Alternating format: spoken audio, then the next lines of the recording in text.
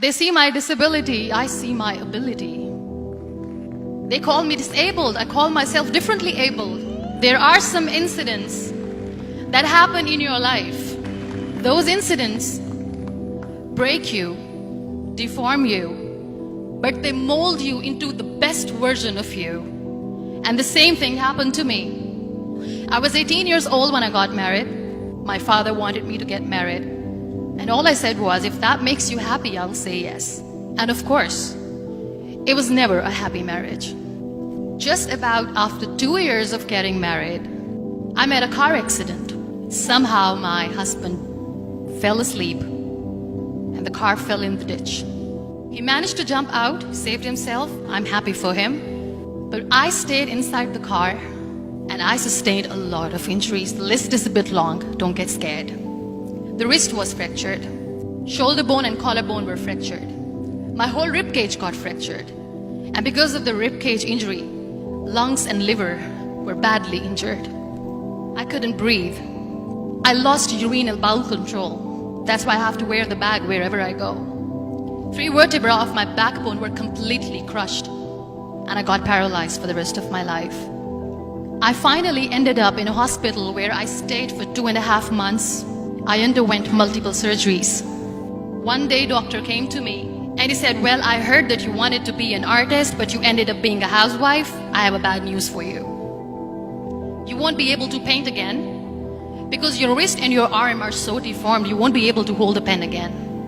Next day, doctor came to me and said, your spine injury is so bad, you won't be able to walk again. Because of your spine injury and the fixation that you have in your back, you won't be able to give birth to a child again.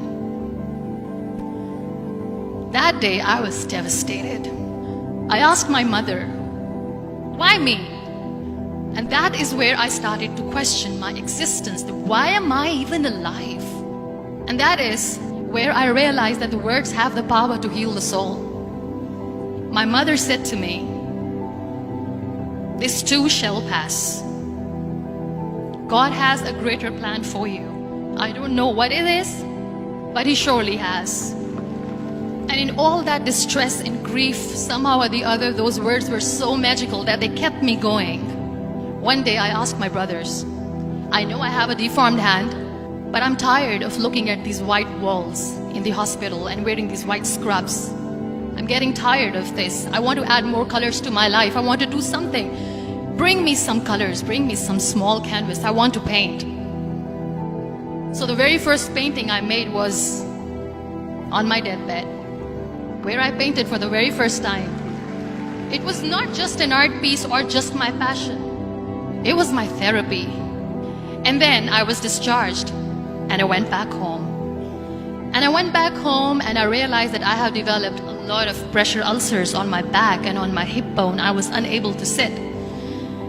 There were a lot of infections in my body, a lot of allergies. So doctors wanted me to lie down on the bed straight for not 6 months, for not 1 year, for 2 years.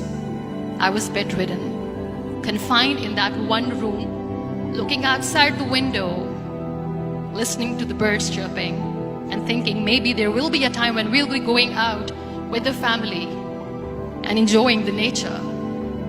That was the time where I realized how lucky people are. That is the time where I realized that the day I'm going to sit, I'm going to share this pain with everyone to make them realize how blessed they are, and they don't even consider them lucky. That day I decided that I'm going to fight my fears. We all have fears.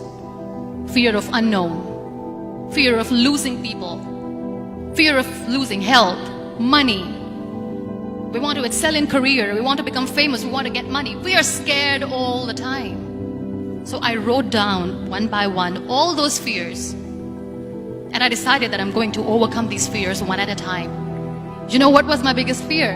Divorce.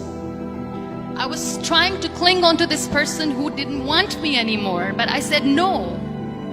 I have to make it work. But the day I decided that this is nothing but my fear, I liberated myself by setting him free. And I made myself emotionally so strong that the day I got the news that he's getting married, I sent him a text that I'm so happy for you and I wish you all the best. And he knows that I pray for him today. Number 2 was, I won't be able to be a mother again. And that was quite devastating for me.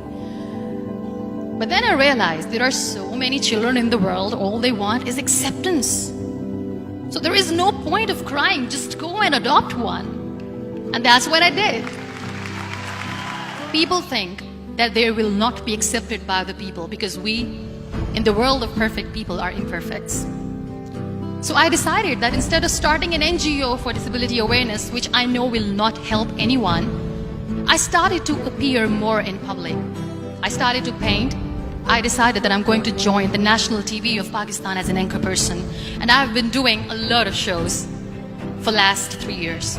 I became the National Goodwill Ambassador for UN Women Pakistan. And now I speak for the rights of women, children.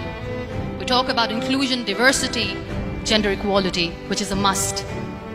Every time I go in public, I always smile. It's always a big toothy smile on my face. And people ask me, don't you get tired of smiling all the time? What's the secret? I always say one thing, that I have stopped worrying about the things that I have lost, the people that I have lost. Things and people who were meant to be with me are with me. And sometimes, somebody's absence makes you a better person. Cherish their absence. It's always a blessing in disguise. Live your life fully. Accept yourself the way you are. Be kind to yourself. Be kind to yourself. I'll repeat, be kind to yourself, and only then you can be kind to others. Love yourself and spread that love. Life will be hard. There will be turmoils, there will be trials, but that will only make you stronger. So when you accept yourself the way you are, the world recognizes you. It all starts from within.